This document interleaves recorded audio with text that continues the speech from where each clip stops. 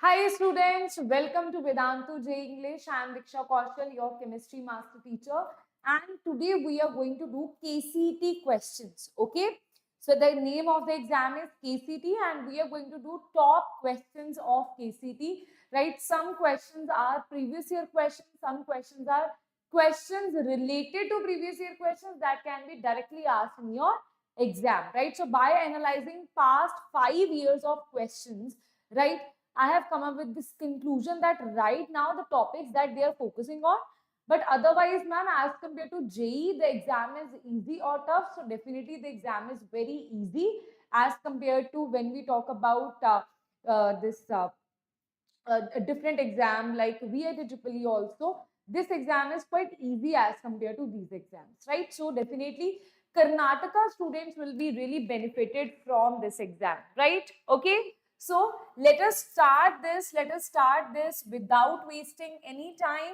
Okay. So if you all are ready for the exam, then let me know in the comment section.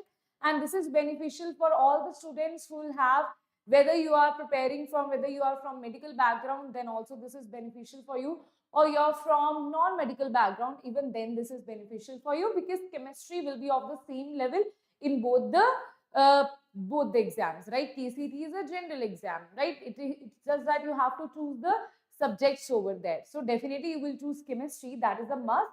So that is why this is beneficial for both the students. Okay, yes, everybody. Sweta, Soya, Amar. Okay, Divya, Zoya, let us start this. Ready? Very good.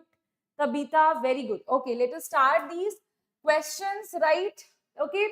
Firstly, we will take up questions from physical chemistry. Okay.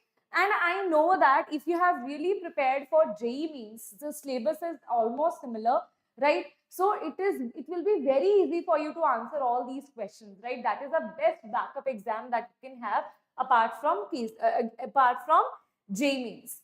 Now, talking about the first thing here, the first question is a plot of 1 by T versus K for a reaction gives the slope minus 1 into 104 Kelvin. The energy of the activation for the reaction is this. So, activation energy, the Arrhenius equation, that is K is equals to A, e raised to power minus EA by RT. You can also write it as natural log of K, right? And this is natural log of A. This is minus EA by RT. Right here, they should have written it ln of K. It should not be just K. This will be ln of K. Okay. So between ln of K, if I take this as 1 by T and ln of K. So this is Y is equals to mx. This will be mx and this is C. Okay. So you can see that the slope is coming out to be, minus EA by R. After comparing, this is your x, this is y. So slope is coming out to be minus EA by R. Now activation energy, they are asking you, this value of the slope they have already given to be minus 104, right? So what you have to do, put the values, you will get your answer for activation energy here.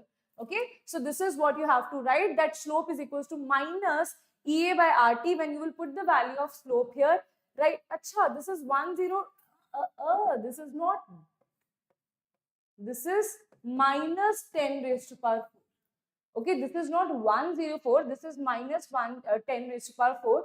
So when you put the values, okay, now the question is, ma'am, what should be the value of R here, right?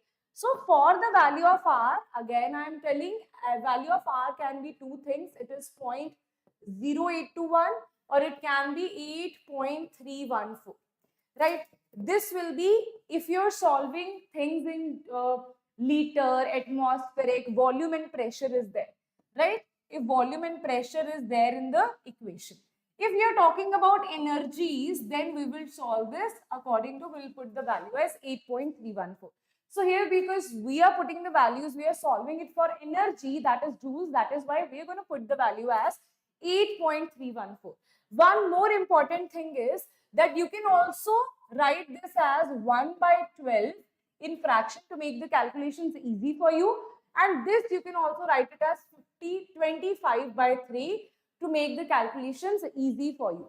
Okay, so solve this and you will get your answer, because the options are in joules only, something is also in kilojoules. So answer that will match is D is the correct answer. You have to see which particular digit it is getting matched to. Next we have for a first order reaction. Let's say you have a first order reaction, okay? The time required for completion of 90% reaction is X time. So now what we are saying is the time required. Now question based on these. So from chemical kinetics, there are two hot topics. One is a first order reaction, other is Arrhenius equation, right? Two are very important. So first order reaction, the time required for completion of 90% is X time that of half-life. Now the value of X is what? Okay, so if you want to see, K is equals to 2.303 divided by T. This is log of initial concentration is 100. Final is going to be 10. Why? Because you have consumed 90% of it. So 100 minus 90 is 10. So this will correspond to 1. So 2.303, this is time, this is K. So I think we have solved this yesterday as well, if I remember. Right, we have solved this kind of question. So T, we know that what is the value of K? That is 0.693 divided by T half. This is 2.303 divided by T. So now you have to solve this value and your answer will be, I think, 3.32 if I remember. Right? Yes. Okay, this we have solved yesterday as well. It's a very, very important question. Okay. Next question is, for a chemical reaction, some chemical reaction is given to you. Now, the order is 1 with respect to A and B. Now, they are saying if you have a chemical reaction, then with respect to A, the order is 1. With respect to B, the order is 1. That means this will become the rate law equation. Now, they are asking you to find out the value of this X and this Y, right? So, the same kind of question we have done before also. But here the twist is, earlier they used to ask us the order of the reaction. But ma'am, here they are asking you the stable concentration.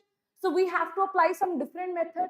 No, the same thing we will apply here, right? If you see this here, to find out the concentration of X here, right? We know that B is constant, right? That means B is constant means R with respect to A will be first order reaction. With respect to A, it is a first order reaction.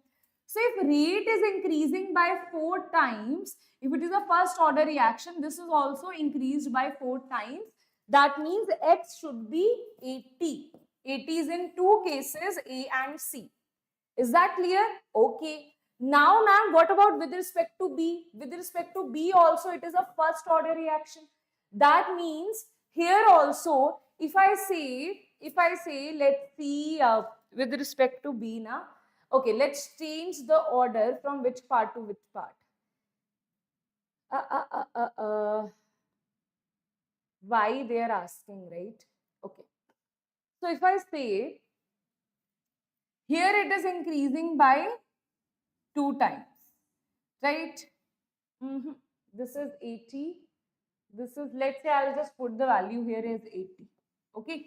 I'll just put the value here as 80 because 1 to we have solved. Now we will talk about the other stuff here, that either it can be 4 or it can be 2. Now we have to think that which thing it can be, right? So if I solve it from 0.1 to 8, it is increasing by 8 times, right? Then here also it should increase by 8 times.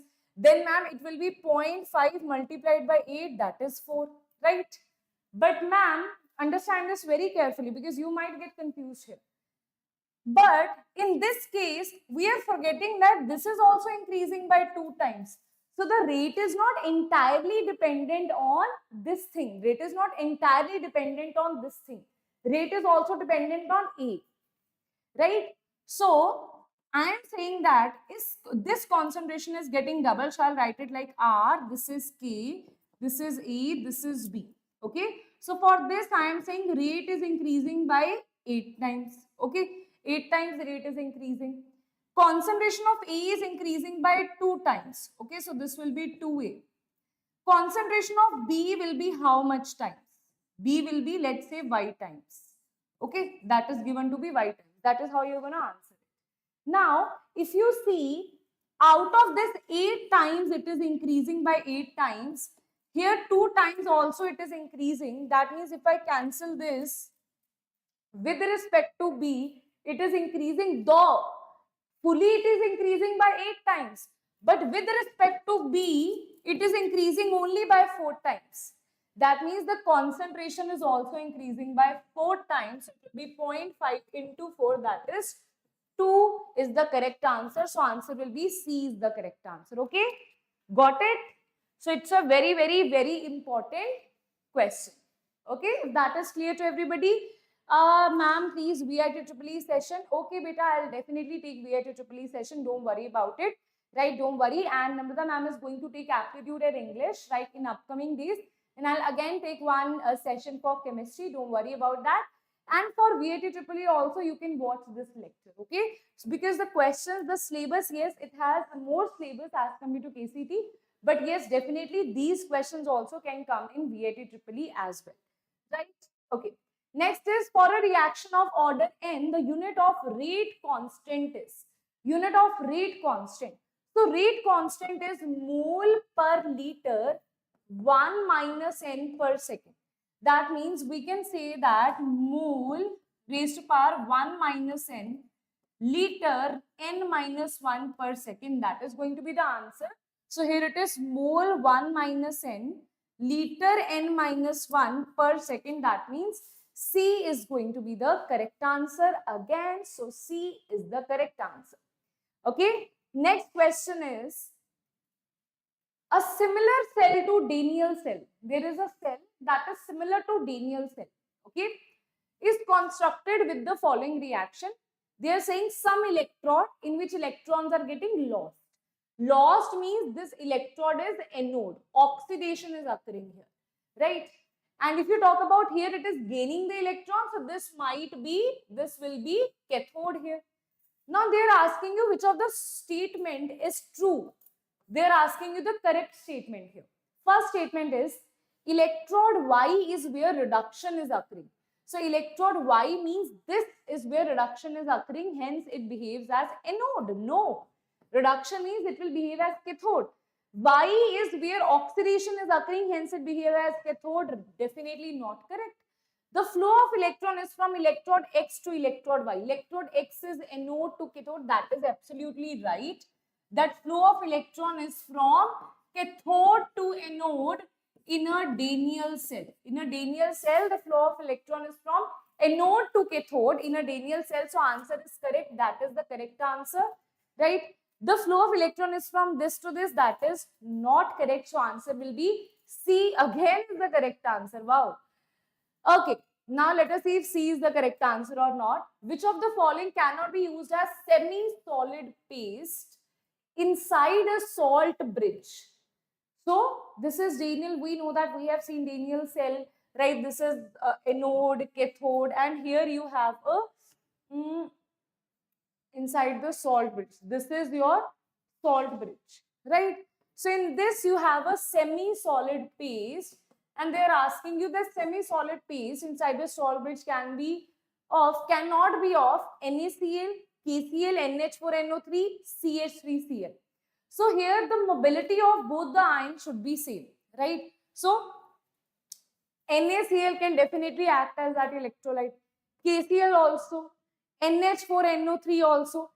CH3Cl cannot act as that because this is, I would say, not an ionic bond, right? So that is why answer will be D is the correct answer. So answer is D, right?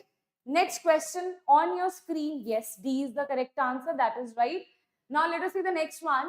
What current is to be passed? Now can you tell me what is the topic name here? First you have to identify the topic's name here. What is the topic name, students? Yes, what is the topic name?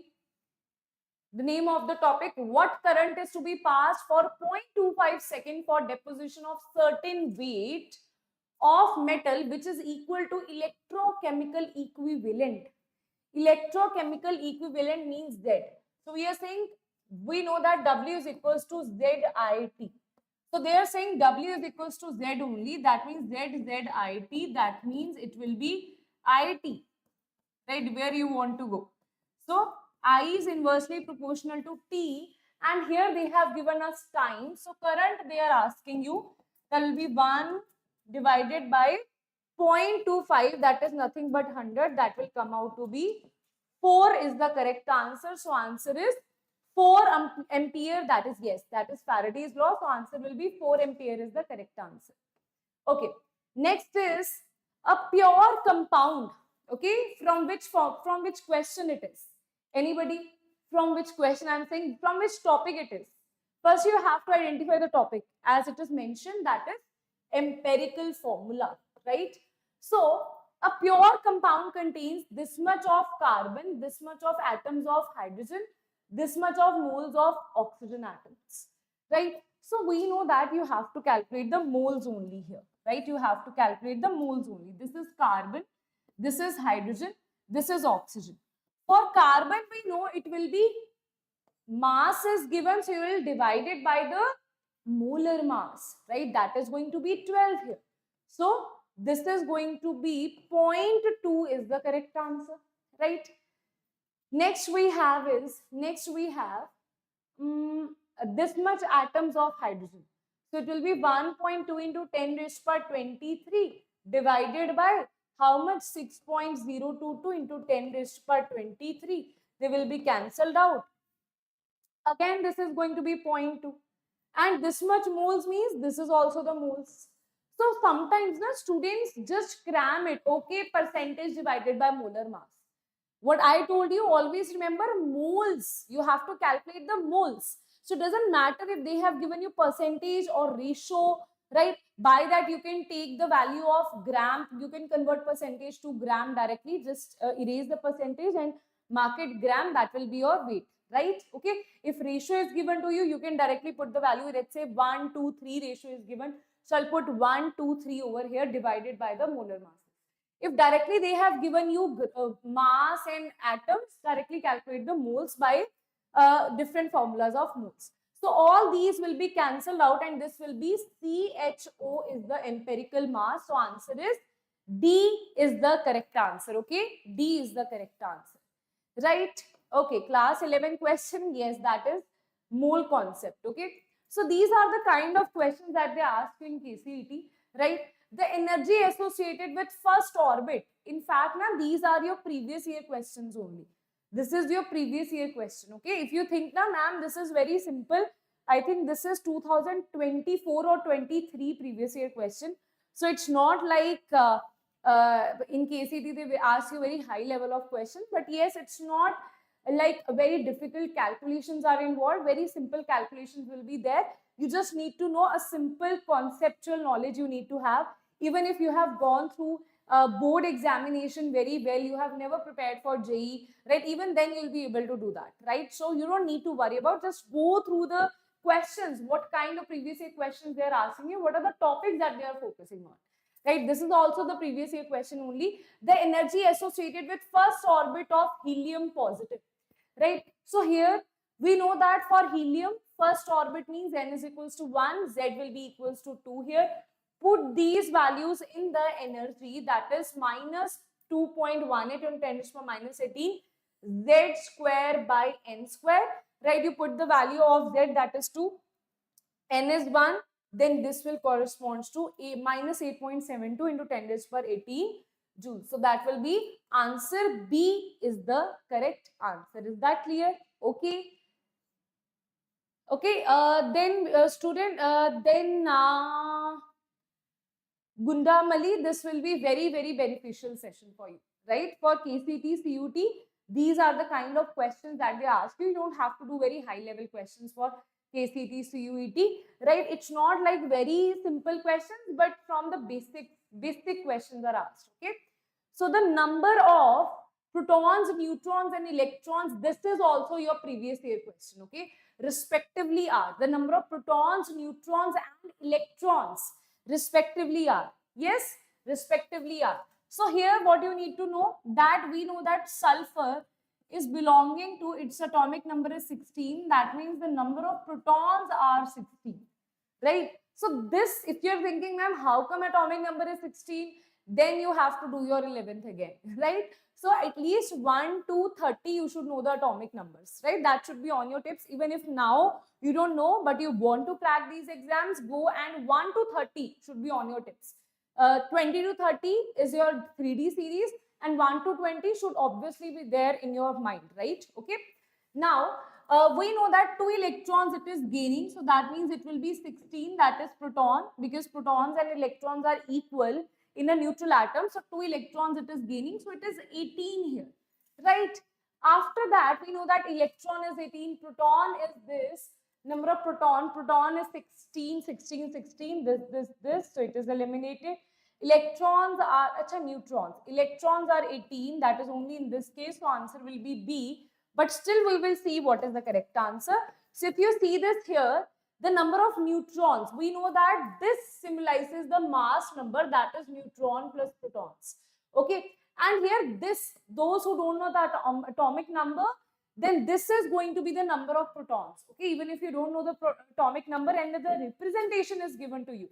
So always remember the representation is this is X, this is A, this is Z. X is nothing but the element, A is neutron plus proton, and Z is the proton, right? Okay, so N plus P is equals to 32. That means N is equals to 32 minus 16, that is again 16. So answer will be B is the correct answer. Okay, understood? All these are your previous year questions only, right? If that is doubting now, so whenever I take up KCT sessions, like, these easy questions are asked. Ma'am, how come these, like, such easy questions they are asking? So when you're in the exam, yes. Okay, if you see, very simple, if you're preparing for JEE Advanced, JEE means this is nothing for you, right? Okay, but if you're like, ma'am, my JEE means preparation was so-so, so in that case, you might find it little difficult for you, but don't worry, because this is an exam that will definitely land up you in a good college, right? If your target is to be in a good college, so it doesn't matter from which exam you're going through, right? All you need is a good college and good placements afterwards. So this exam is going to be very beneficial for Karnataka students. The work done when 2 moles of ideal gas. So number of moles is given to be 2. Ideal gas expands reversibly and isothermally. Now this question only that person, that student can answer who knows that the work done formula is different for reversible and irreversible. For reversible, it is small steps. That means it is going to be ln of V2 by V1 or P1 by P2. Because here we are given with the volume. This is V1, this is V2. So this will be in natural log form. The formula is going to be W is equals to minus 2 point. This will be minus over here, right? This will be minus, right? It should be minus here. Minus 2.303 nRT log V2 by V1. V2 is given to be I think 4, nay 2, right? It is given to be 2. V1 is given to be 1 here. Number of moles I think is given to be 4 or 2 here. 2. Achha, V2 is given to be 10 here, students. V2 is not given to be 2, right? Okay, so I think by mistake it is written 2. It should be 10 liters. Okay, it should be 10 liters. It is given to be 10. So by solving this, we'll get the answer as, work is equals to minus 2.303 multiplied by 2. And what is the value of R here? Because we are calculating these things in volume, right? Volume. So volume will be 0.082. That means 1 by 18, you can directly put the value 1 by 18 in fraction. Okay. Then temperature is 300. Log of V2 is 10. V1 is 1. Log of 10 is nothing but it is 1 only. So this will be cancelled. This is 6 and this is 300. This is 2. This is 250. So it is going to be 2.303 multiplied by 50. That is going to be the answer. That is 111.5 kilojoule in the end. Okay? Right? Okay, understood or not? Right? So just by solving this, you will get your answer. Right? Next is solubility product of CaC2O4 at a given temperature in pure water is this. Solubility product. Right now they are giving you question on solubility product here. So firstly you need to know this will break down into Ca2 positive plus C2O4 negative. Right? Now at a given temperature in pure water is this. Solubility product means KSP is given to you. Right? So now they are asking the value of then what they are asking, the solubility product with this at a given temperature in pure water is this. I think they are asking you the solubility, is it? Yes, solubility. I think forget to mention here solubility. Right? Calculate the solubility. So now directly what you can do, this is 1, this is 1. So directly what you can write, KSP is equals to 1 raised to power 1, 1 raised to power 1, then both the solubility 1 plus 1, that is 2. So S square is going to be KSP and S is going to be under root of KSP. Right? So that is going to be the correct answer. That is under root of KSP. Put the value, you will get your answer of solubility here. Right? Okay, ma'am, how you solve this, ma'am? What is this you did? 1 raised to power 1. So simple thing is, let's say you have A and B, right? They are getting dissociated into X amount of A and Y amount of B. Okay, X amount of A and Y amount of B you have. Now, X raised to power X, Y raised to power Y, solubility of X plus Y is going to be your KSP. Okay, condition is there should be no common ion effect here. Condition is there should be no common ion effect. Okay, students, you can write it down in the comment section what are the different exams that you want me to take up. Right now, focus here. Okay, right. So next is this we have done. Next we have question is the colligative property used for determination of molar mass of polymer and proteins. This is a very famous question, right? What is a colligative property, right? The one who has actually studied NCERT will be able to answer this. But you are in Diksha ma'am's class, you will be easily able to answer this. This is also your previous year question only. So colligative property used for determination of polymers and molar mass of polymers and protein is osmotic pressure here. So answer is going to be A is the correct answer. Right? Okay, yes. Okay, Ambika, I'll convey your message to sir, don't worry. Yes. Next is low concentration of oxygen in the blood and tissue of people living at high altitude is due to low concentration of oxygen, right? At high altitude, why people like sometimes at very high altitude people die from the suffocation. Reason being at high altitude the solubility of gas or oxygen in the air is less, right, due to low pressure. So answer will be high atmospheric pressure, answer will be low atmospheric pressure, solubility will be low, that is why it will be very difficult, it will be very suffocating. So answer is going to be C is the correct answer. Right? Next question, everybody. Next question, let us see who is going to answer this. Let us see who is going to answer the next question here.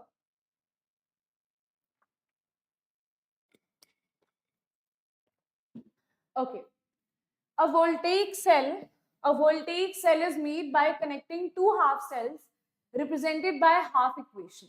Okay, so you have first equation, you have the second, which statement is correct about the voltaic cell. Okay, so if you see this, which statement is correct about the voltaic cell, right? Okay, so here also it is gaining the electron, here also it is gaining the electron. You will say, ma'am, both will be at cathode. No, right? First you have to see the reduction potential of this one is greater, that means it will try to get reduced, and here this will behave as cathode, right? Then this one will behave as anode, this one will behave as anode.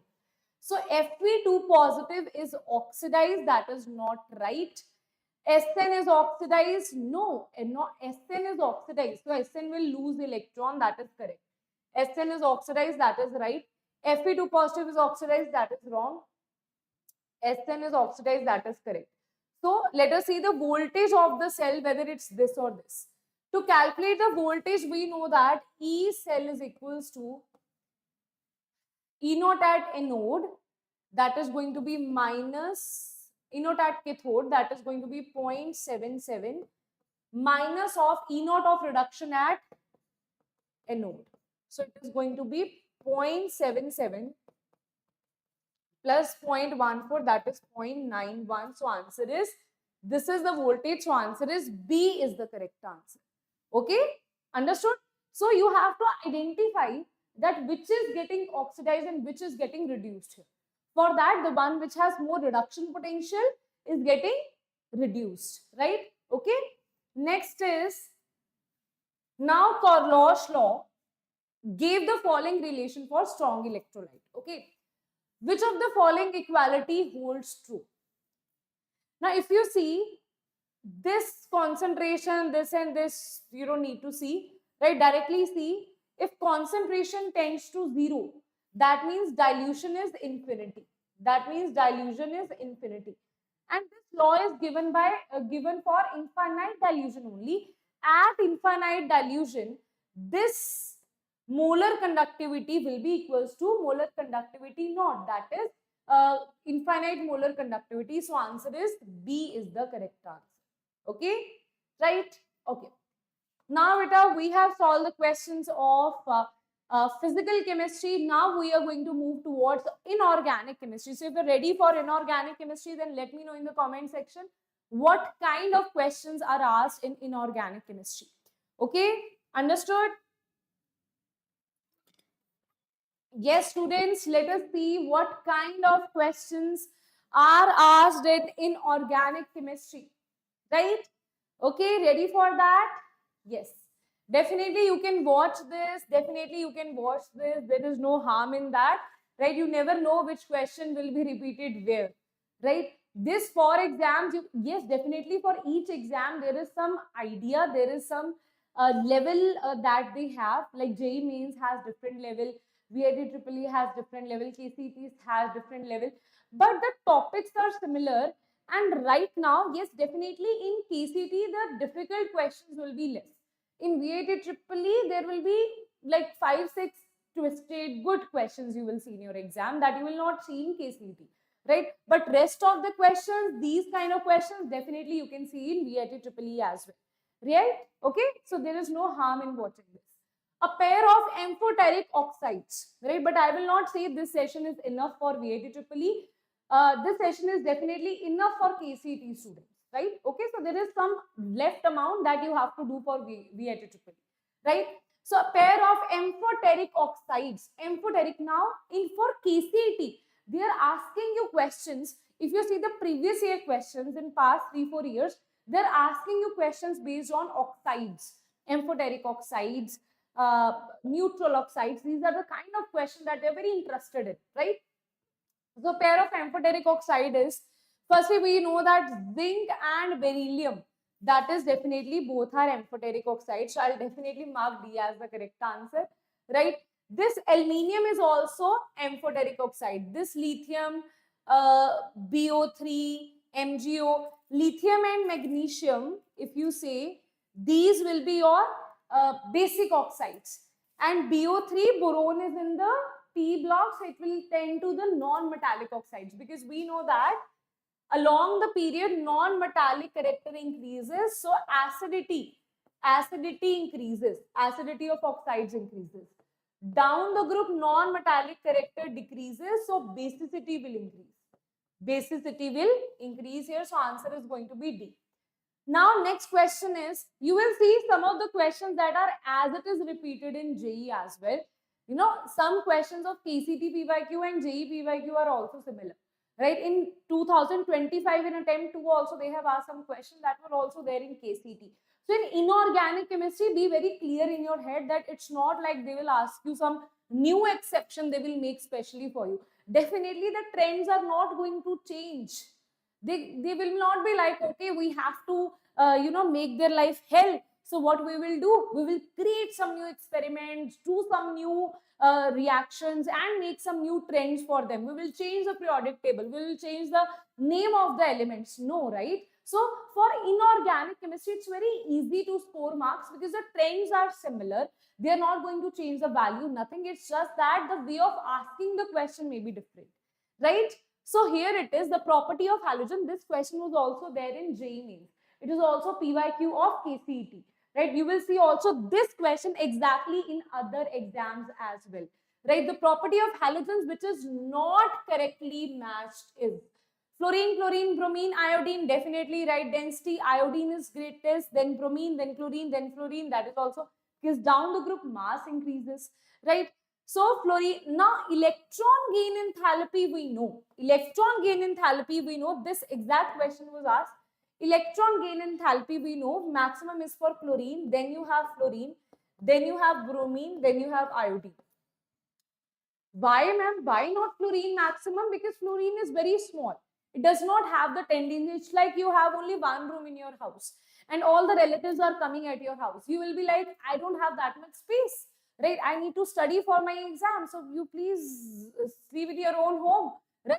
She will say namaste to the relatives, right? So this is what it is going to do. So fluorine is very small. It has three lone pairs already, right? So it is not able to accommodate one more electron. Hence, the electron gain enthalpy is less than chlorine. That is the exceptional trend and it has been asked in so many exams, right? Okay, yes, very good, very good. Next is the correct decreasing order of basicity of hydrides. Now hydrides is also one of the question that is very important, very important with respect to any exam you talk about, right? Hydrides, basicity of hydrides, hydrides of oxygen, hydrides of nitrogen family, very important, right? Okay, so now they are saying correct decreasing order. Okay, basicity of hydrides. Basicity, if you see, basicity will decrease down the group, right? Because acidity is increasing. Simple is down the group size is increasing, right? So that is why it is easy to donate H positive ion. So down the group acidity is increasing. That is why basicity is decreasing. So answer will be D is the correct answer. Okay. Which one of the following oxo acids of phosphorus can reduce AgNO3 to metallic silver? Now it's a very interesting question. This is a different question. Okay, so if I remember these kind of question, this is again your PYQ of KCET, right? Okay, so why I have picked it, and this was asked in I think 2022 or 23 or maybe 24, in these 3 years only. I think it's 2023 is what they have asked this question. Now why I have taken up this question is most of the students will not be able to answer this, right? Because this is not a very hot topic, trending topic, but still they have asked this. So oxo acids of phosphorus and sulfur, and even the reactions they are asking, right? So here, which one of the following oxo acids of phosphorus can reduce AgNO3 to metallic silver? That means AgNO3 to Ag here. So these are the 4 options that is given to you, right? So answer will be H3PO2. That is hypophosphorus acid is strong reducing agent which can effectively reduce Ag positive to Ag. It shall get oxidized as follows.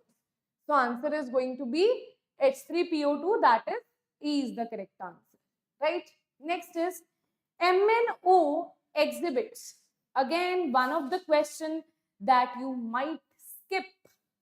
Easy question that, but see this ferrimagnetism, antiferromagnetism, ferromagnetism, paramagnetism is also there in physics, I guess. Is it there in physics as well, as far as I remember? So if you see this is also a very interesting question. Again, this is a PYQ of KCT. So you'll say, ma'am, is this really? Yes. Okay, so in KCT, they sometimes ask you question from where JEE is also not asking, right? Okay, so some very easy questions. So in KCT, one advice that I will give you to all the students for the exams that are quite easy to score. So in JEE Mains and even in JEE Advanced, there are some hot topics from where they ask you the questions, a mixture of some 2-3 topics they will ask you, right? But in these kind of exam, what you will see is they sometimes ask you from some random topic, but very easy question from that random topic. So you can't skip any topic. You don't have to go into too much detail of any topic, right? You just do general questions of each topic. That would be my advice to you for chemistry, right? Okay. Now here it is. MnO exhibits ferrimagnetism, that exhibits anti-ferromagnetism, because it has domains, but all the domains are opposite and it cancels each other. So answer will be anti-ferromagnetism, right? Okay. Next is, okay, the C for cool. No. Ferromagnetism, you might feel, okay, ma'am, it has domains, but the domains cancel each other. That is why it is anti-ferromagnetism. Okay. Next question is the transition element present. Now, this is exactly a previous year question, and this is a line of NCRT. This is a line of NCRT. So, students, I have picked up only those questions, right, which I find different for inorganic. See, for organic chemistry and for physical chemistry also the same formulas, right? But for inorganic chemistry, they sometimes ask you questions from some NCRT line they will pick up, right? So that is why I have picked up those PYQs which are actually somewhere hidden in NCRT, which are not very common to us. Okay, understood? So here it is, yes. Here it is, transition element present with lanthanoid metal in mesh metal is nothing but iron. So answer will be B is the correct answer, right? Okay, B is the correct answer. In mesh metal, iron is present, right? Iron is present. Which of the following statement, again, these are the standard questions, okay? Which of the following statement is related to lanthanoids is incorrect, okay? First is lanthanoids are silvery white soft metals, okay? Samarium shows +2 oxidation state. Cerium 4 positive is widely used as oxidizing agent in titanium analysis. Color of lanthanoid ion in solution is due to DD transition. So, how many of you can identify? I know you will answer this. See, if you have just attended even one lecture of DNF block, even then you will be able to answer this. Right? Let's say you have no knowledge about this, even then you will be able to answer this, because obviously in lanthanoids, the color is due to not DD, it is due to FF transitions. In transition metal, it is due to DD, so answer is D is the incorrect option. Lanthanoids are silvery white, right? Samarium is +2 oxidation state. This Twitter, you will see that this exists. Okay, that's why I have told you that one table that is there for lanthanoids, the electronic configuration in +2 and +4 state. The table is there from where frequently questions are asked, right? Then Cu4 positive are widely used as oxidizing agent. That is also a very, very important statement, right? Next is, which of the following is incorrect with respect to melting point of transition element?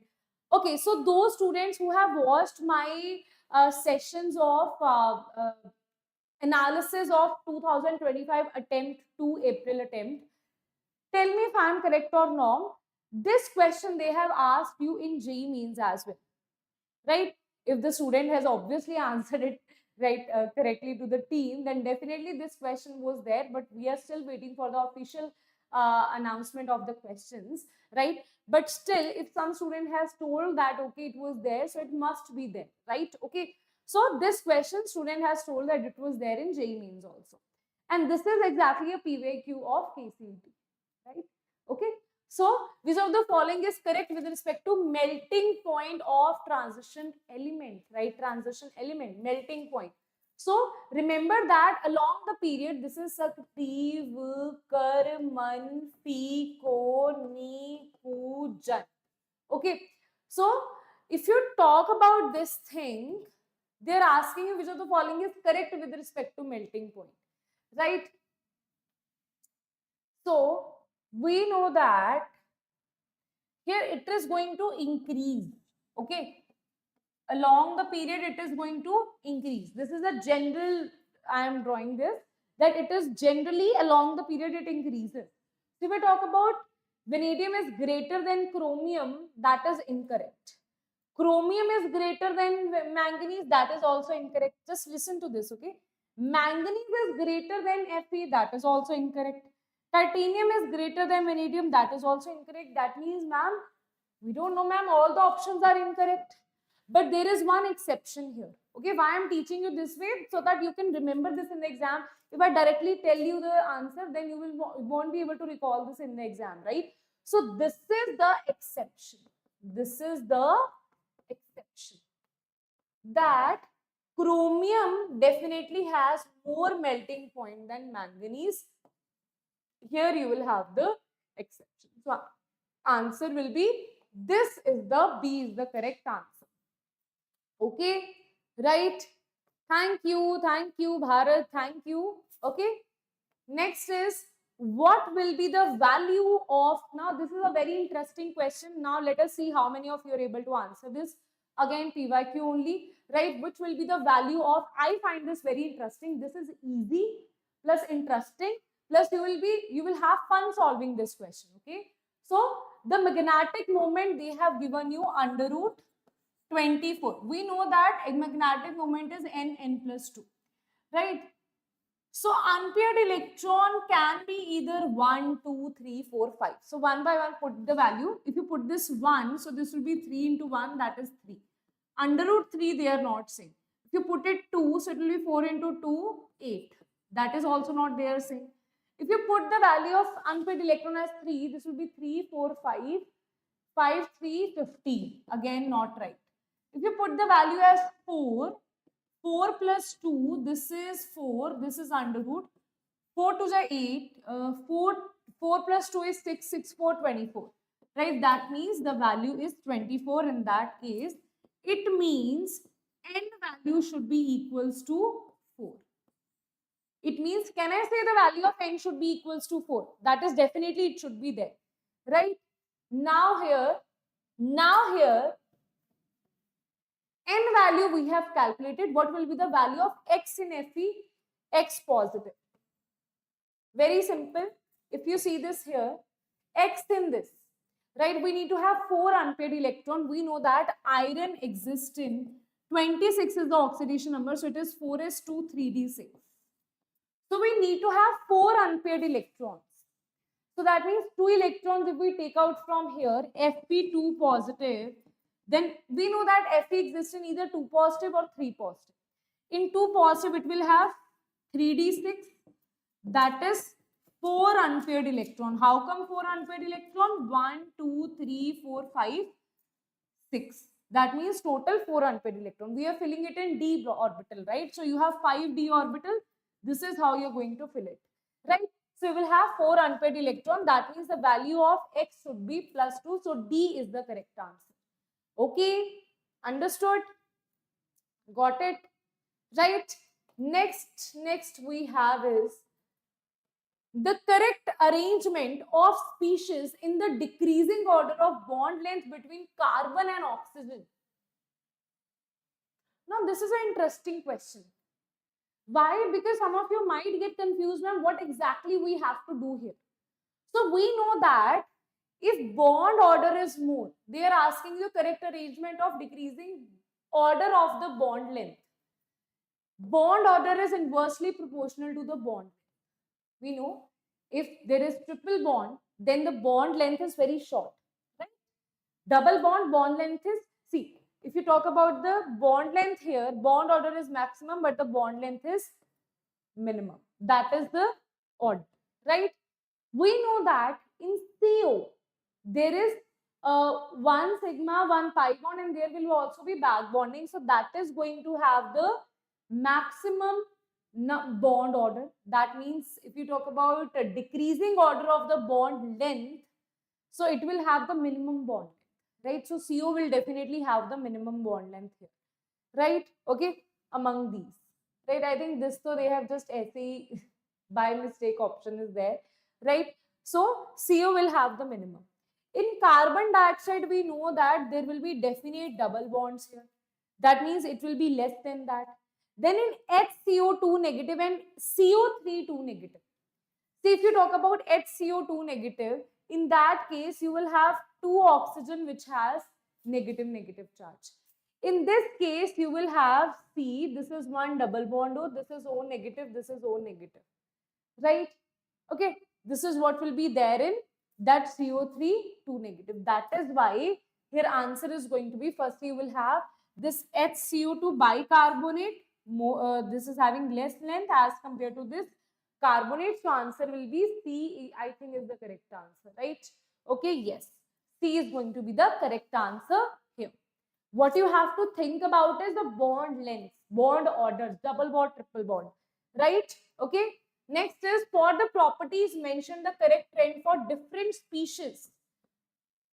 Different species. Okay. Anybody in the comment section? Strength as Lewis acid, inert pair effect, oxidizing property, first ionization enthalpy. Anybody in the comment section? Yes. Anybody? Strength as first properties, the correct trend for different species is given to you. Strength as Lewis acid is given to you. Inert pair effect is given to you. Oxidizing properties given to you. First ionization enthalpy is given to you. Right? Okay. Yes. Correct trend they are asking you. Correct trend. Anybody? Fast typing? Okay. So if you see this, first ionization enthalpy, can you tell me for boron? This is a very, very, very important question. Why? Because in JEE Main, in every single shift, they were obsessed with this question. Obsessed, or someone is obsessed with some question. This is obsession, right, of examiners, right? So this is your W, right? That is how you're going to answer this.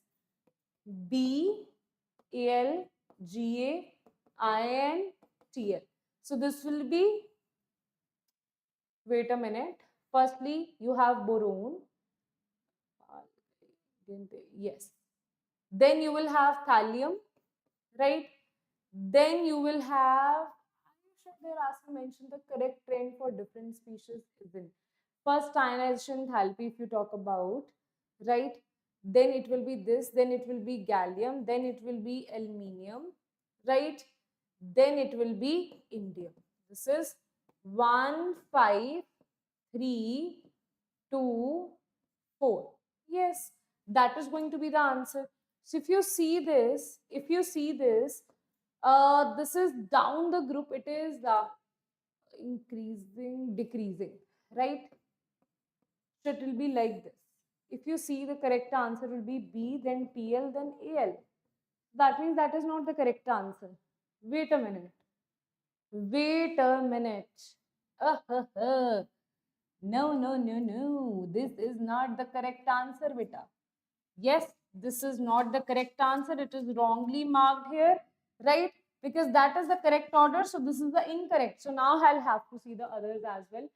Strength of Lewis acid is also right, BCl3, right? Down the group, we know that the donating capacity, the electron negativity decreases here.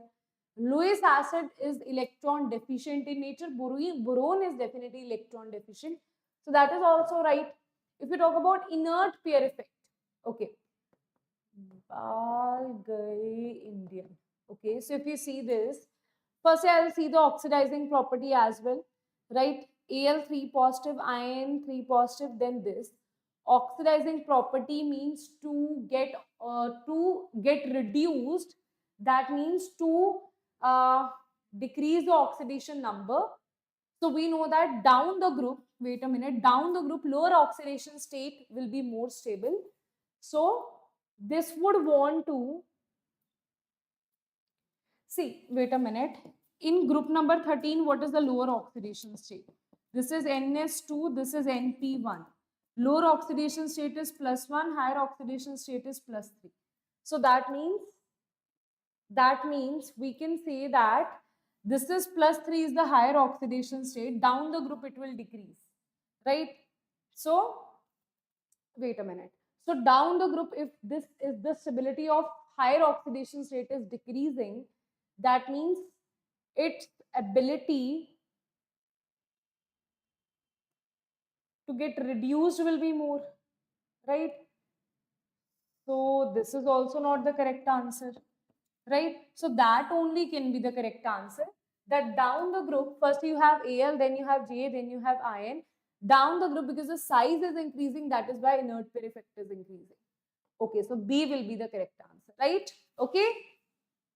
Yes, so we have to see, sometimes this happens and you have to see all the options here, right? So how you're going to solve this in the exam? This is definitely not the correct answer. This also, how this is not the correct answer? Because down the group, lower oxidation state should increase, right? So that is why down the, this is the higher oxidation state, right? So down the group, lower oxidation state increases. That means its ability to get reduced will be more down the group, right? So that is again the wrong answer. This is also boron is electron deficient, that will be maximum. So answer is B is the correct answer. Which one of these is not known to us? Achha, which one of these is not known to us? CuCl2, CuI2, CuF2, CuBr2. Which one is not known to us? Not known to us. So answer is CuI2. So basically what happens? Cupric iodide changes to Cu2I2 and I2, which is again a very important reaction directly given in your NCERT. That is why CuI2 does not exist, right? It will easily dissociate into these two compounds, right? Okay, understood? Next is, given below are the oxides. Now again favorite questions, right? So given below they are saying you that are the oxides, number of neutral oxides they are asking you. Let us see how many of you are able to answer this. So Na2 is basic oxide because it is metallic in nature. CO is definitely neutral oxide. Es2 is amphoteric oxide. N2 is again neutral oxide. NO is also neutral oxide. This is acidic oxide because fluorine is a non-metal, right? So I'll just tell you neutral oxides. Ma'am, how can we remember the neutral oxides? Just remember CO, NO, N2O and H2O. These are the neutral oxides that you have. Okay, these are the 4 nucleoxides that you have here. So out of this you have these 3. So neutral oxides will be 3. So answer is going to be 3 is the correct answer. Okay, answer is going to be 3 is the correct answer here. Next we have a pair of isoelectronic species having bond order 1. So two things they are saying. One thing is it should be isoelectronic in nature. Other thing is it should have bond order equals to 1. So two things we are given, right? So firstly, we will identify that which of them are isoelectronic in nature. So let's calculate the number of electrons here. We know that this is 14 electrons in N2 and here you have 6 plus electron is 6. This is 8, 7, 2, 14 only. So both are isoelectronic, right? This is NO, N is 7 and this is the oxygen is 8, 8 minus 1 again 7, again it is isoelectronic. This is 16 plus 2 that is 18, 9 to both are 18. So this is also isoelectronic. This had 14, this also had 14, this is also isoelectronic. That means all are isoelectronic, right? Bond order which should have bond order equals to 1. So directly how you gonna answer this? We know that ma'am for 14 it is 3. Ma'am, when it is increasing down the group, it is 15, 16, 17, 18, it is decreasing 13, 12, 11 and 10, right? So now you are just simply going to write it here that this is decrease it by 0.5 to 1.5, this is 1, decrease it 2.5 to 1.5 and it is 1. So that means for bond order 1, either number of electrons should be 10 or number of electrons should be 18. And I know number of electrons are 18 in C, so answer is going to be C is the correct answer. Is that clear to everybody or not? Right? Okay, answer is going to be C because it has 18 electrons. 18 electrons means one bond order, or you should look for the one which has 10 electrons. Okay, answer is C is the correct answer. Directly from the trick we are able to solve this. Now this is a previous year question of KCT. In oxygen and carbon molecules, this C2 molecule is very important. Okay, why? Because in C2 molecule you don't have any sigma bond. That is why it's very important. So in C2 molecule, 0 sigma will be there. So this is eliminated, this is eliminated, right? And in O2, you have 1 sigma, 1 pi. So answer is B is the correct answer. So this C2 molecule is extremely important for your MOT, right? That very different molecule which has 2 pi bonds without any sigma bond. Okay, right? Next question on your screen we have regarding the hybridization. Now mark my words, hybridization question either from chemical bonding or from coordination chemistry will definitely be there in your exam. Take about any exam, right? That will be there in your exam, right? So which of the following statement are true? True, how they have written true. So true about COF63 negative. Okay. The complex is octahedral. Definitely that is correct. The complex is having octahedral geometry. So one will definitely be there. Here you don't have one. Here you don't have one. These two are eliminated. Okay. Fourth is automatically right because fourth is there in both the statements. So I'm just telling you how to answer the questions, right? So that is definitely right that it is going to be a high spin. I'll also solve this for you, but I'm just telling you how you can answer things, okay? Out of second and third, I have to find which is correct. Coordination number, simply see one thing. First is two ways you can solve this. Coordination number is 6, not 3. So that is the incorrect statement. So that means this is eliminated. This will be the correct answer, right? That is how you can answer it. But ma'am, if I have to answer it in the exam, if something they are asking it directly about what is the hybridization, then what I have to do? So calculate the oxidation number, that is +3. That means iron 3 positive, iron is 4s2 3d6, iron 3 positive is 3d5. Okay, we know that this is a weak field ligand, so there will be no pairing here. No pairing means here it is going to be 1, 2, 3, 4, 5. So it is going to be sp3d2, right? Because it has unpaired electron, that is why it is going to be high spin sp3d2, and oxidation state is definitely +3 here. That is how you can answer this in the exam, right? Okay. Let me just delete it. Okay. Yes, I think we are about to start organic chemistry after that, right? Magnetic moment is 2.84 Bohr magneton is given by which of the following? So if magnetic moment is given to you, that means they have given you the number of unpaired electron as 2. So that means number of unpaired electron should be 2, right? Because we know that if it is 1 point something, it is 1 unpaired electron, 2.8, 2 unpaired electron, 3.8, 3 unpaired electron, 4.9, 4 unpaired electron, 5.9, 5 unpaired electron. So the first digit will tell you the number of unpaired electrons here. Now you need to locate 2 unpaired electrons here. Titanium is 22 atomic number, so it is 4s2 3d2.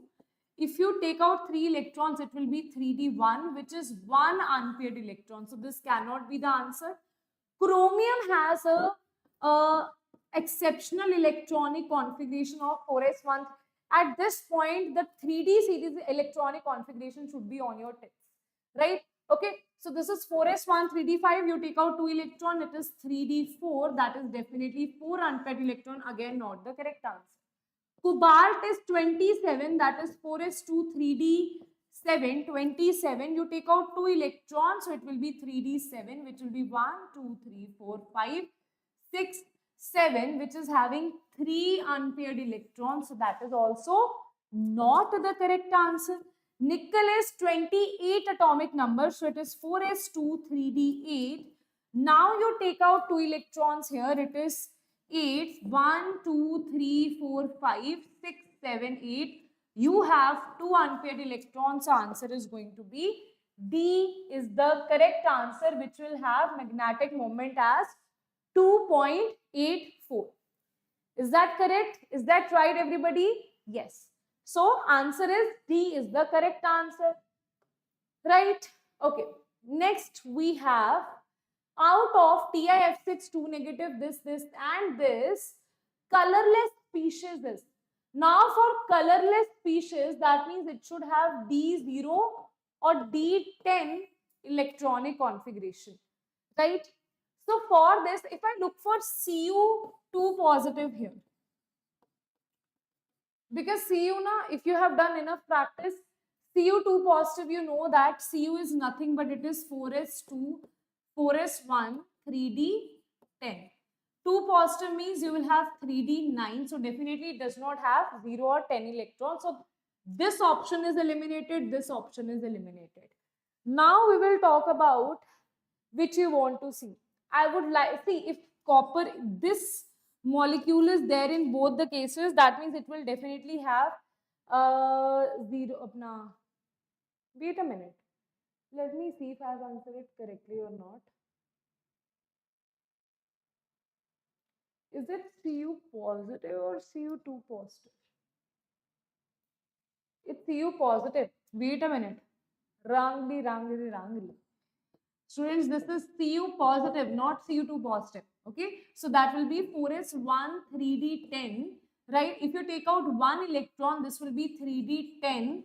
So Cu positive is definitely colorless, right? So that means this can be your correct answer, this can be your correct answer.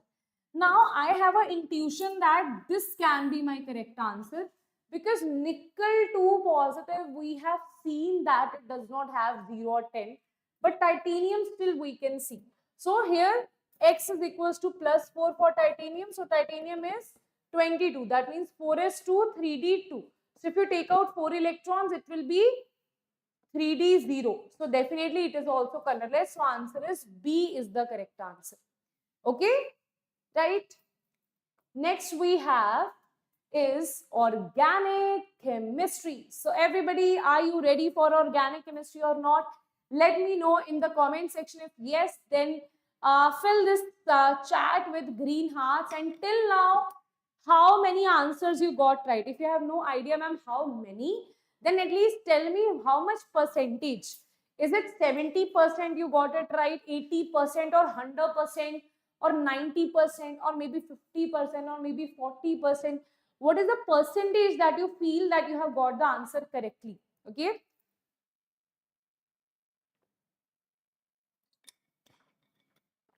Let us see that in the comment section, right? Okay. Language, students, right? Let me see how many likes you have given to this session, right? Okay. Let's, you just spoil my mood. Oh my God. At least give 100 likes to this session. This much hard work we are doing for you. At least share this session among your friends on your WhatsApp group. And also you can find this. This is my Telegram channel that you can see t.me, Diksha Kaushal Chemistry, right? Go through this and all the sessions regarding JEE or NEET will be available on this Telegram channel. Okay. Very good. 26 out of 30 is correct, ma'am. 90% I got it right. Very good. Very good. Very good. Now let us see organic chemistry. What kind of questions they will ask you from organic chemistry? How many of you find organic chemistry difficult? Right? I find it very, very interesting. I feel like organic chemistry is actually very scoring, because they don't ask you like complicated or tough questions in organic chemistry. Same kind of naming reactions repeatedly they ask, right?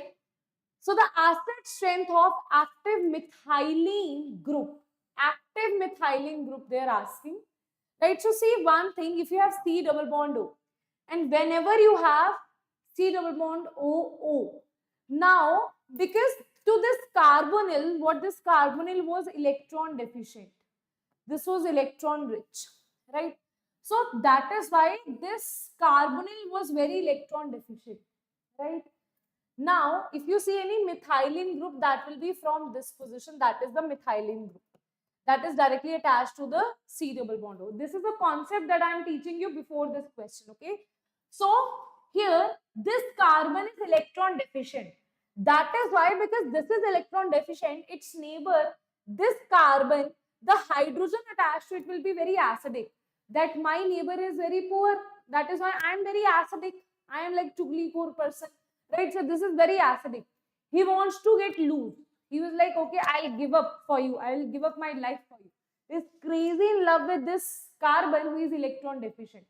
Now, Because of this oxygen which is donating the electrons to this carbon, now this carbon is not electron deficient. That is why this hydrogen is also not madly in love with this carbon. It is not acidic then. That means when you have to this carbonyl carbon, when you have the attachment of oxygen, that decreases the acidity of the hydrogen. And this is what they are asking you, active methylene group. Now let us see this. If you see this here, that is maximum because there is no oxygen. In this case, you have one oxygen. So this hydrogen, the acidity decreases. Here you have two oxygen. That is why the acidity will further decrease here. So answer is going to be A, then B, then C. That is B is the correct answer. Got it? Next question on your screen is, you have ozonolysis. So X is undergoing reductive ozonolysis, right? Giving Y plus Z.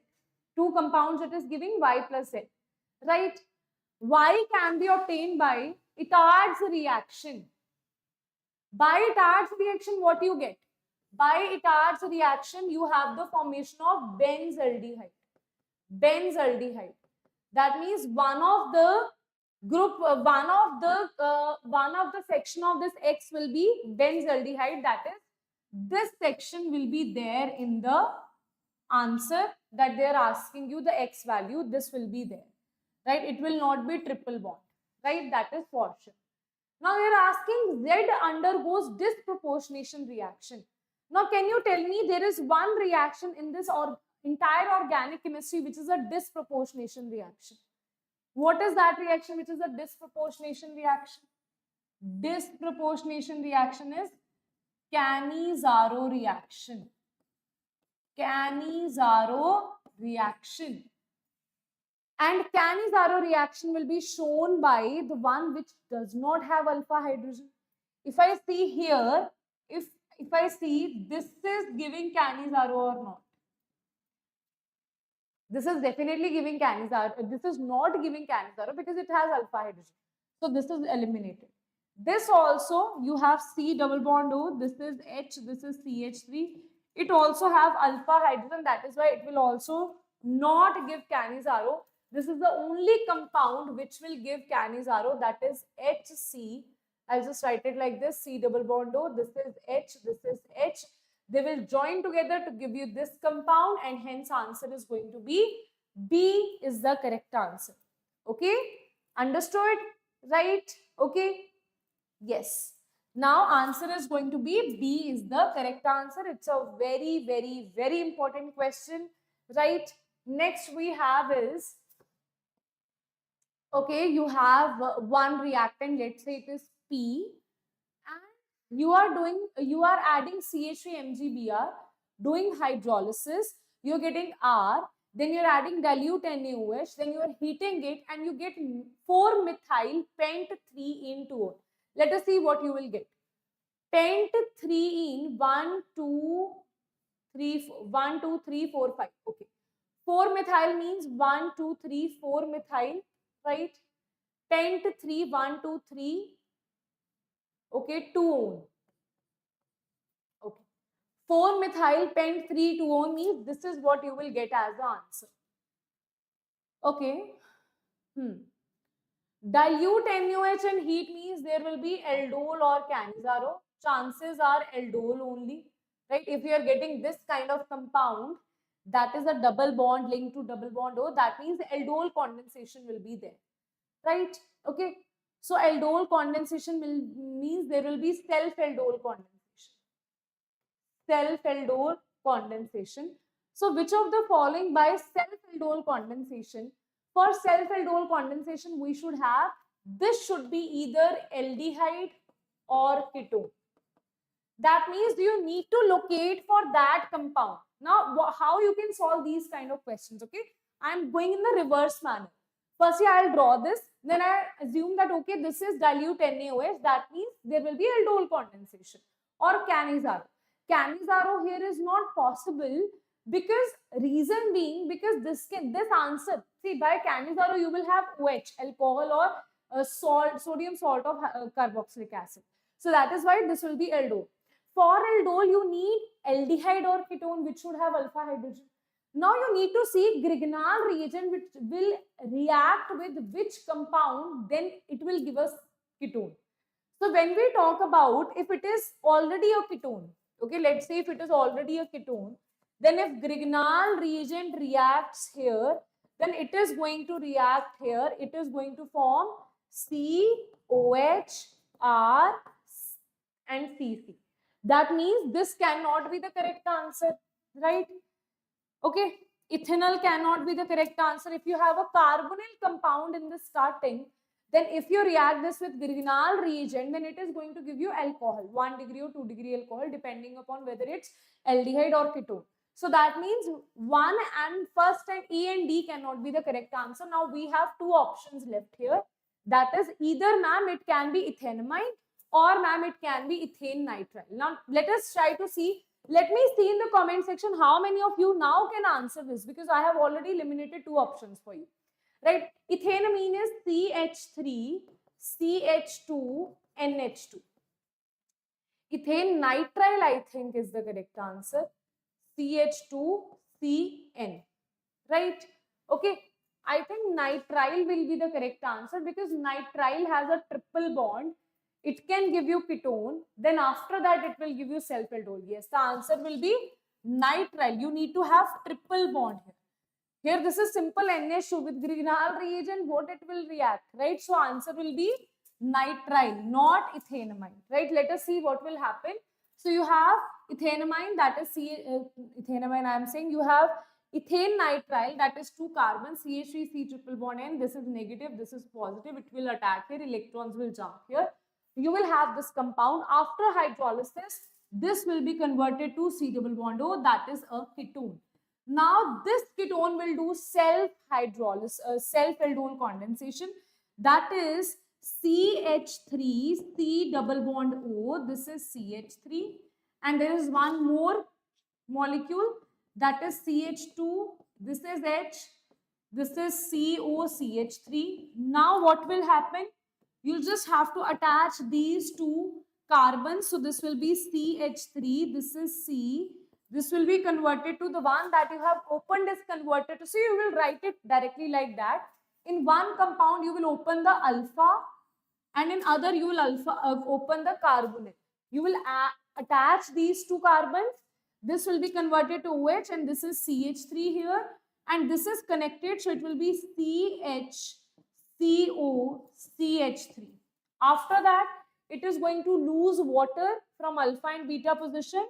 So it is going to be this double bond, right? That is what was your answer, right? CH3, CH3, C, CH3, C double bond C, yes, COCH3. That is the correct answer that we got, right? Okay, yeah, that was a tough one, right? So answer is C is the correct answer. Next is when CH2 double bond CH, this reacts with 1 mole of HI, one of the product formed is. Now see this, you have CH2, CHO, CH2, CH3. Now the thing is, ma'am, the bond, this will break or this will break. To which hydrogen will be attached? Okay. So, see, if iodine is attached here, if this bond breaks and iodine is attached here, in that case, it will not be a stable halide, okay? So that is why iodine will get attached to this particular bond and H will get attached here. So this will be CH2, CHOH, which is a enol form, right? Which is a enol form. This will be converted to, this double bond is shifted here, this hydrogen is shifted there, so it is CH3, CH, or you can say C double bond O, and this is H, that is aldehyde is formed. They are saying reacts with 1 mole, one of the product will be ethanol here, and other will be iodoethane, not ethene.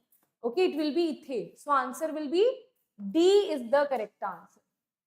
Okay, D is the correct answer. Is that clear to everybody? Right.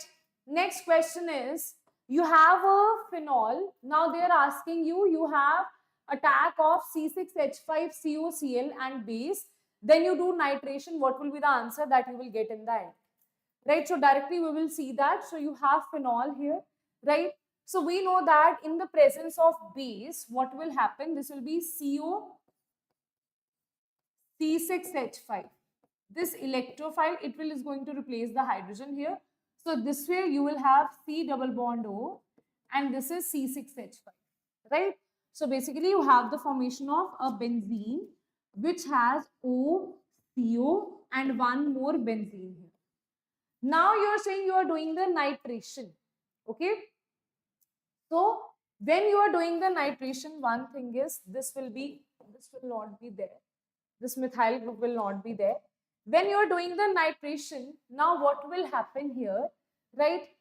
Nitration will be on the para position. So over here, NO2 group will be attached and that is going to be your final answer here. So answer is going to be, this is your correct answer. That is A is your correct answer. And remember one thing, nitration will occur at that position to which oxygen is attached, right? To that ring in which oxygen is attached. Next is acetophenone cannot be prepared easily. Acetophenone. Now the question is, acetophenone cannot be prepared easily starting from which of the following, right? So acetophenone, if you say acetophenone is, you have benzene, this is C double bond O, this is CH3. Now it cannot be prepared from which of the following, starting from which of the following. So if you have toluene, right?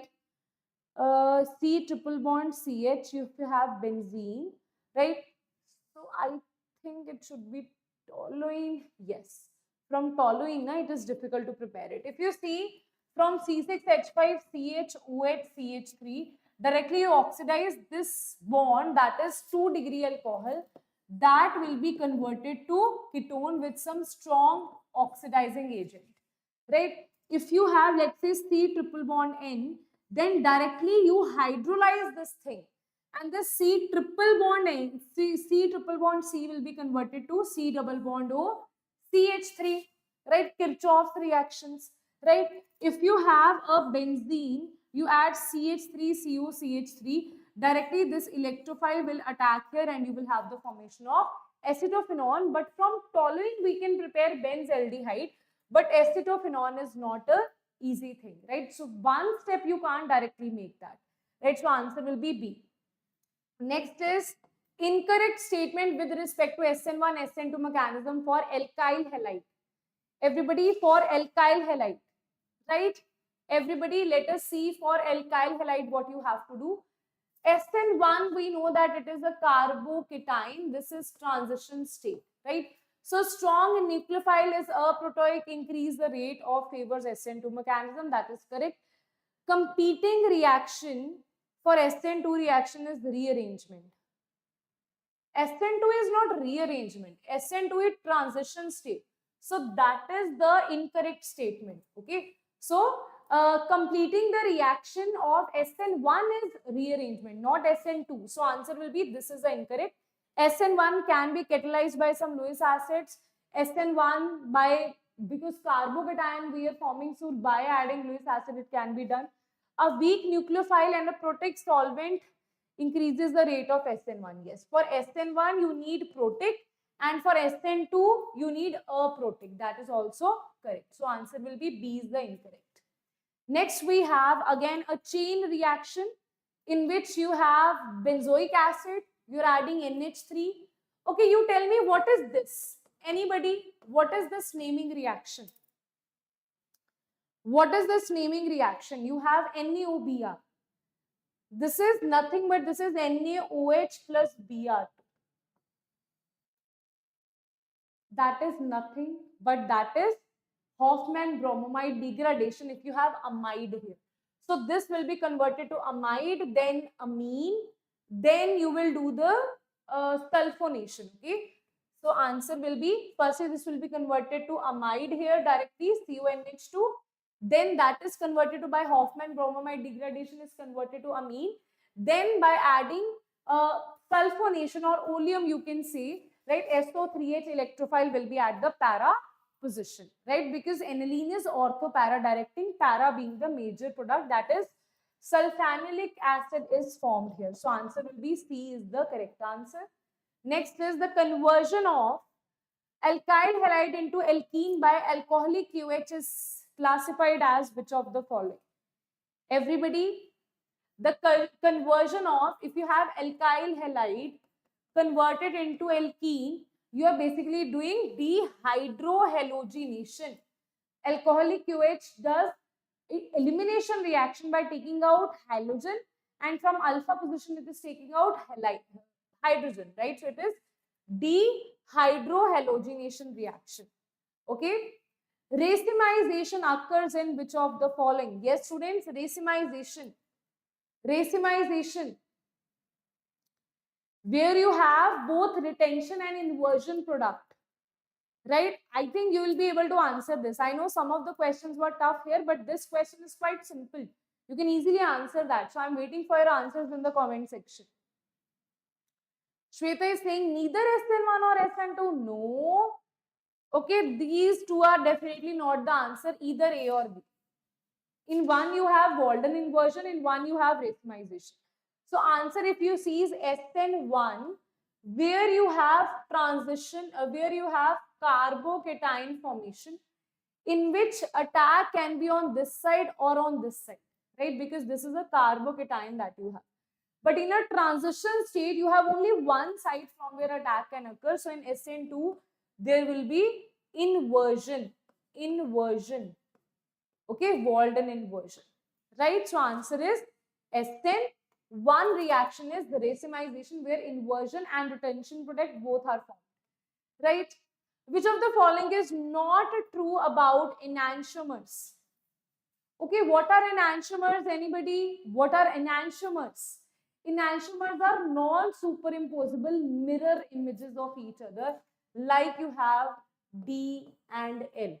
They have same density, yes. They have same melting point or boiling point, yes. They have same specific rotation, no. Chemical properties are also same. Their specific rotation is different. One is rotating the plane polarized right at right side. D is rotating towards right side. It is not rotating towards left side. Levo is rotating towards left side. Dextro is rotating towards right side. So answer is C is the incorrect statement here. Right? Okay.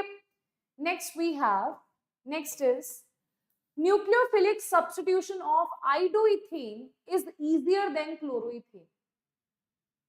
So you have Ri and you have RCl.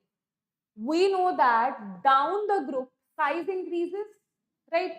So if one, let's say, if one bond is this much small, if one bond is this much small, one bond is this much big. So we know that this bond will be stronger to break. This bond will be easy. The more length increases, it will be easy to break that thing, right? So that is why this bond will be easy to break, right? So nucleophilic substitution of iodoethane is easier. That is the correct statement. Bond enthalpy of Ci bond is less. You need less bond enthalpy here. That is also right, because the strength is not that much. Down the group size of iodine, halogen is increasing. So both are correct, and reason R is the correct explanation of the assertion. So answer is A is the correct answer. Right? Next question on your screen. Let us see. Firstly, who will tell me what is the name of this test? So I have already given you one hint that this is a distinguished test, but you have to tell me what is the name of this test here. Okay, that is your responsibility now. Right? Okay, everyone, what is the name of this test? Let us see that. A, you are saying, is the correct answer. That is right. That A is the correct answer. But yes, very good. The name of the test is Lucas test. Lucas test, which is distinguished test for 1 degree, 2 degree, 3 degree alcohols. So in 3 degree, the turbidity is fastest. It will appear in second, just instantly.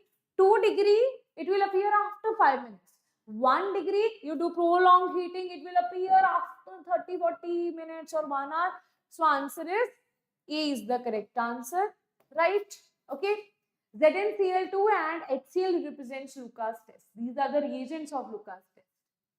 Next we have is, now they are saying that we have, let's say, now they are saying that we have some A in which H2PD, that means when you are doing the hydrogenation, it is having 1 degree mean.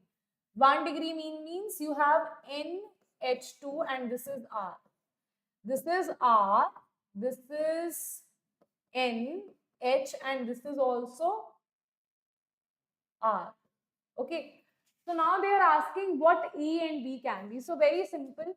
If you talk about A, out of RCN and RNC, if you talk about RCN, triple bond, when you break the pi bonds here, when you will break the pi bonds here, we know that what we are going to get is RCH2 NH2, which is 1 degree, right?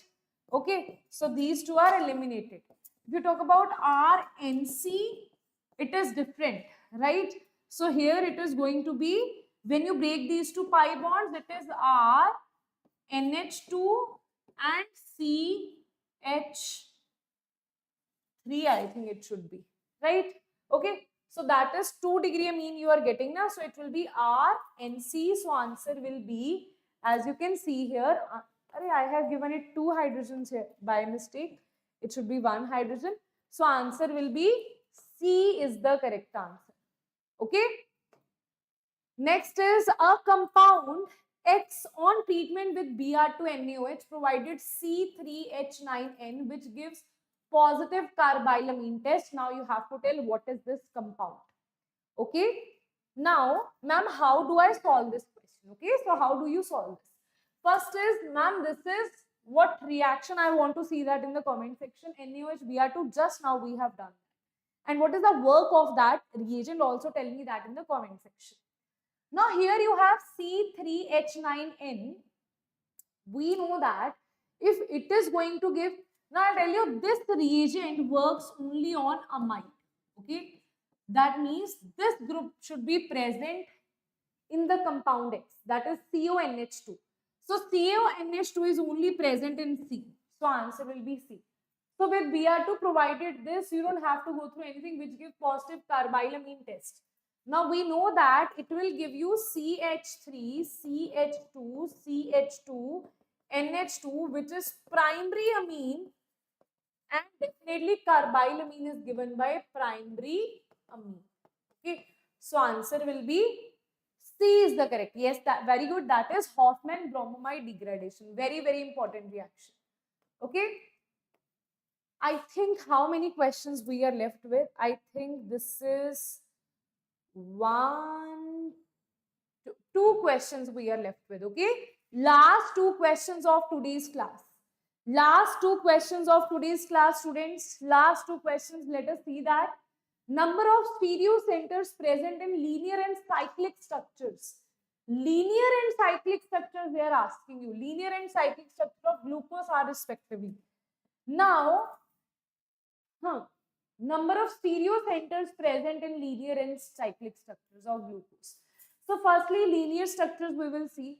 So if you see, this is the linear structure. Stereo center means the chiral center, because double bond is not there, right? So we can only see chiral carbon. So for stereo isomers, we locate for 2 things. One is double bond, that is going to give us geometrical isomerism. Other is chiral center. So it is a mixture of isomerism and biomolecules. So it is 1, 2, 3. Chiral means which has 4 different groups and it is sp3 hybridized. So you have 4 chiral centers, right? And here what you have, right?